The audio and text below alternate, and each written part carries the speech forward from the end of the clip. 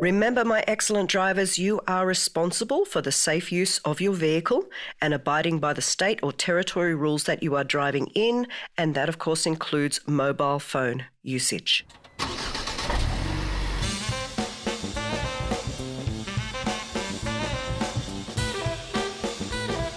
Welcome to the Learn to Drive podcast. I'm your host, Liz Lafferty, and I'm here to guide you through the twists and turns of learning to drive with a few laughs along the way.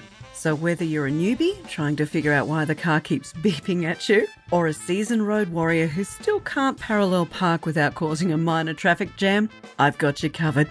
So buckle up, check those mirrors, and let's hit the road to becoming a more confident and happier driver. Hello and welcome to The Art of Confident Driving. I hope you're all doing well. I'm your host, Liz Lafferty. I'm doing pretty well. And today we're going to talk about tailgating.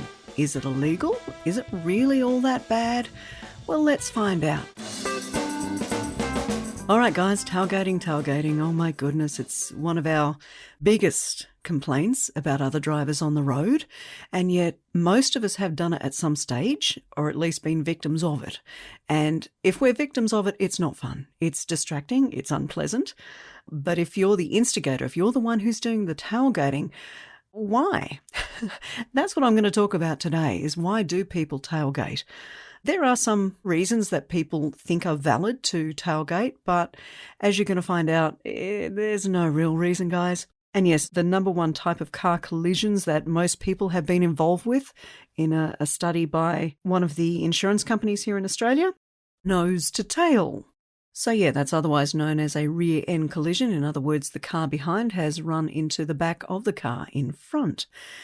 Guess how that happened? Yeah, it's either one of two ways. You're either speeding, which, again, against the law, or tailgating, which, yes, folks, it is against the law in every state in Australia, and I think you find pretty much worldwide. Whether we pay attention to that law is our choice. If we choose not to, then we are putting not only ourselves at risk, but also other people. So, first of all, find out the law in your state. I'd be stunned if it was anything under a 2-second gap. So when I ask my students what sort of a gap should I have between me and the car in front, unfortunately, a lot of my students don't know the answer, and that is actually on our Prep L questionnaire here in Queensland. So we have a theory component before we go for our practical driving test.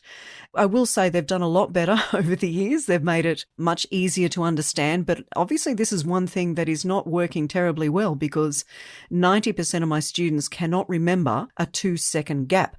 Now, just for the record, in New South Wales, last time I was there, it was a 3-second gap. So please do check your state or territory rules. They could be different, okay? But I guarantee you they'll all be a minimum 2-second gap. So how to judge that 2-second gap? Look, I'm going to put a link to our Queensland Government Department of Transport. They've got a fabulous video on it. And even if that's not enough, hey, you can always subscribe to my podcast lessons, where I will describe in detail what sort of gap we want, why we want it, and of course, how to maintain it. So that's why we really do need you guys to have a good space between yourself and the vehicle in front, because you need reaction time. What happens if? I play the what if game all the time, especially with my students. I get them to imagine what could happen if. So what if the driver in front had to go heavy on the brakes for some reason? Whether it's a valid reason or not, we as the vehicle behind, we're responsible for not getting too close to them. So if you're already too close, then that's just not going to work out well, is it? And it doesn't really matter who's at fault in a crash. It's just not pleasant, okay? You don't want to be involved in a crash. Your car's off the road, or worse still, it could be written off.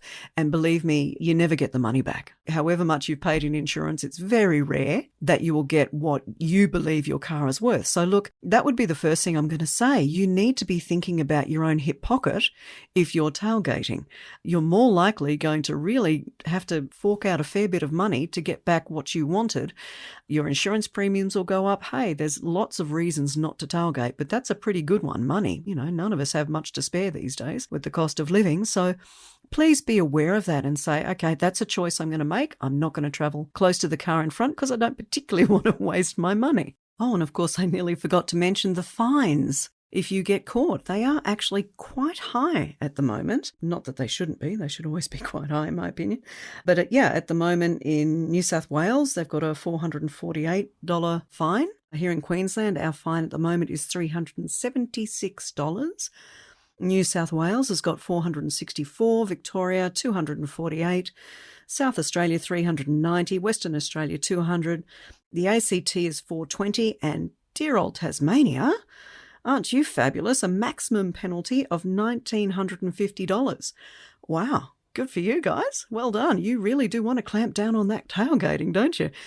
So look, another reason not to tailgate, all right? All right, let's talk about the type of people who do tailgate. So I've observed there's 3 types of tailgaters. There's the distracted tailgater. So that's a person who's already distracted driving. So they could be on the phone, they could be having an in-depth conversation with their passenger. They're just distracted. So I find that those sort of people, they will either tailgate or they'll sit way too far back and have a monster, 5 to 6 second gap. So it's usually one or the other. They don't have the ability to sit at a good distance behind the vehicle in front. So those people, honestly, how about we get off the phone? How about we stop talking? And how about we just concentrate on the job of driving? We all want to get home safely. The next person is the one who's rushing. And if you've heard any of my other podcasts, you'll know that's one of my pet peeves is when drivers rush, because when we rush, we make mistakes. So if you're running late, well, then quite frankly, that's your problem. Don't make it somebody else's problem, and please don't put other people at risk just because you didn't leave the house 5 minutes early. Yeah, that's me getting a little bit stroppy, aren't I? And that's because I do get upset with those people. They had control of the situation. They could have left home earlier. They chose not to, or something's made them not leave home on time. But again, why make that somebody else's problem? If you're going to be late, you're going to be late.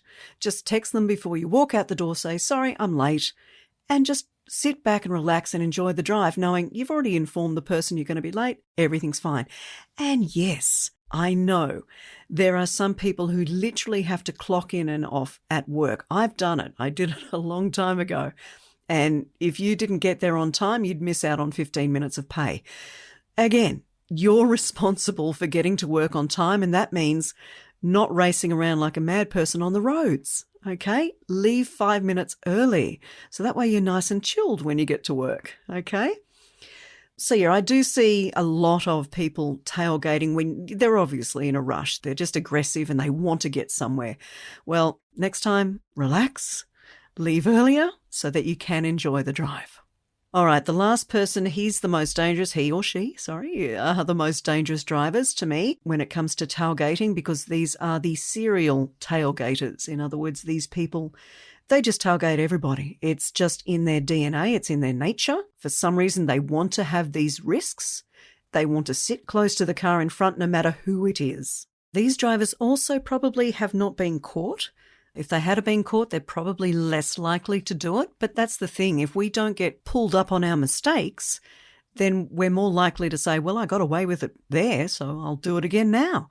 Now, that's not on the police. They've got a busy enough job as is, which is why I'm actually quite pleased to say that the Department of Transport and Main Roads here in Queensland, they've actually got a new tailgating awareness monitor, or actually 4 of them that they're starting. So it's going to identify if cars are travelling too close and give a big frowny face on its display if you're doing that, or give a big smiley face if you've got a nice big gap. I'm hoping that some of the serial tailgaters will, be in the area where they can spot this and maybe realise, oh, okay, maybe I am a little too close. So those serial tailgaters, as I say, they do worry me because they're the type of driver who is overconfident. They've got a lot of confidence in their own skills to be able to stop very, very quickly. Wow, that's a big risk in my books. Why take extra risks on the road? We've already got enough to deal with, haven't we, guys? Hey, it's getting busier and busier on the road, so we've got to use our courtesy, we've got to use our common sense, and we've got to obey the road rules. So no excuses for speeding, no excuses for tailgating.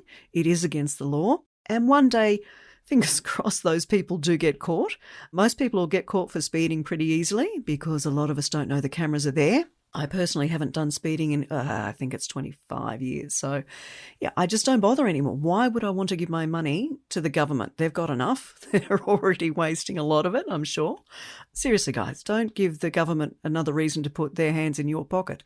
Yeah, so I'm very pleased that they're bringing out this tailgating awareness monitor. It's going to be really good. And now at the moment, there won't be any fines associated with it. It's just kind of a warning, but it is a trial time. So I would very much expect them to bring the monitors properly online and issuing fines, maybe be guessing a year, maybe 2 away. I think it's great. I think the more information that we as drivers can get about A, the road rules, and B, our own driving habits, I think it's wonderful. And that's why I've done this podcast, so that we can be a little bit more aware when we're driving. Are we doing the right thing? Is that okay to do that? Is that not okay? So I really would like every driver to pay a bit more attention to what's going on around them rather than worrying about what's for dinner or, what work they have to do.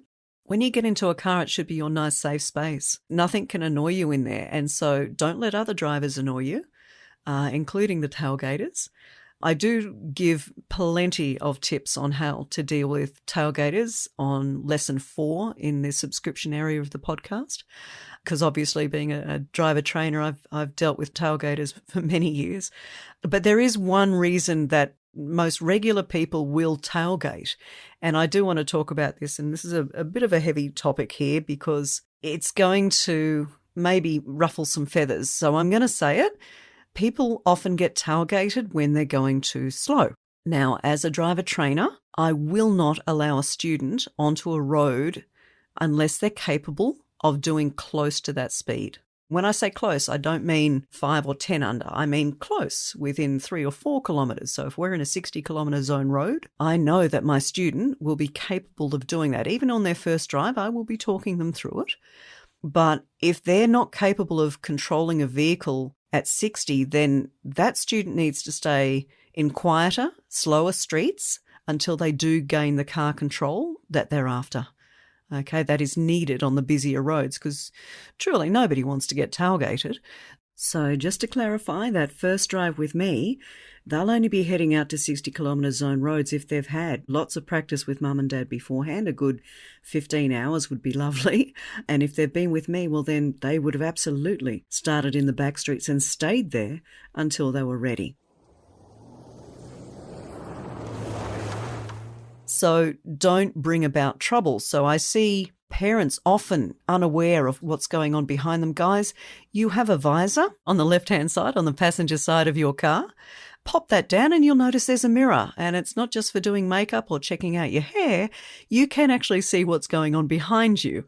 Now, if you find that for some reason it's in the way, hey, you can actually go buy a suction rear vision mirror from, most good auto stores will have it. And if you've got a learner driver, you'll be with them for a good year to get their hours up. So why not invest that bit of money and get a good quality rear vision mirror so that you know what's behind? So if people are tailgating, well, you might want to have a look at your learner's speed. So if they're doing 10 under the speed limit, well, that's probably half the reason they're getting tailgated. So please, no matter what sort of supervising driver you are, be aware of not just what is in front of you and to the sides, but also behind. Because believe me, the learner drivers, they get very nervous when there are tailgaters near them. I know it seems obvious, but they can really panic, guys. And no matter how calm I keep my car, I've actually had students panic and almost try and slam on the brakes. And it's lucky I've got an accelerator which I can counteract that. So yeah, it doesn't happen that often because again, I keep a pretty calm car. But they're emotional. They're learning something quite complex. So I guess that would be the last thing I want to say about this subject is please don't tailgate a learner. Even if they are going way too slow, it's just not going to help. If possible, change lanes. If possible, pull over for a few minutes, make the phone call and then pull back out and they're hopefully gone by then. But honestly, anybody who tailgates a learner driver, you really are taking a very big risk. Not only that, you're intimidating the poor kids. So come on, let's have a bit of courtesy. Let's have a bit of patience. We've all been there. We've all had to learn how to drive, and we can all remember the 1 or 2 cars that did tailgate us. So please don't tailgate other drivers. Certainly don't tailgate learners. and we'll all have a lovely time on the roads instead of getting all cranky and upset.